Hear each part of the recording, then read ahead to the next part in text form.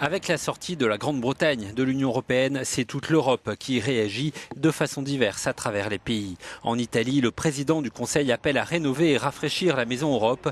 Des commerçants s'inquiètent de la perte de marché. Dans la rue, les Italiens se disent très surpris.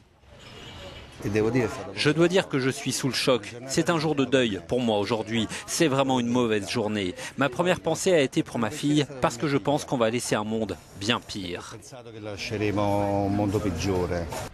En France, à Calais, où les touristes anglais sont toujours nombreux, même émotion. Ici, aux portes du tunnel sous la Manche, le Brexit a une signification particulière. Certains parlent d'onde de choc, mais les voyages continueront. Il faut une carte d'identité, de toute façon il a toujours fallu. Et par rapport à la monnaie, ça ne changera pas grand-chose. De toute façon, ils ont toujours gardé la livre. Par rapport à l'argent, je ne pense pas qu'il y aura un grand changement. En Grèce, le Brexit a été suivi de très près par la population. Il faut que l'Europe se réveille, dit la classe politique. La population, elle, applaudit dans son ensemble. C'est la meilleure chose qu'ils aient jamais faite, dit cette retraitée, et j'espère de tout mon cœur que la Grèce fera de même. En Autriche, c'est une perte de confiance dans les institutions qui est mise en avant par les analystes. L'Union européenne a du mal à convaincre, les habitants craignent des contre-coups économiques.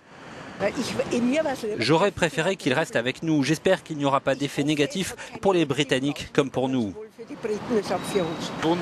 C'est très inattendu. Nous devons en tirer les leçons. Espérons que ce ne sera pas le début de la fin de l'Union européenne.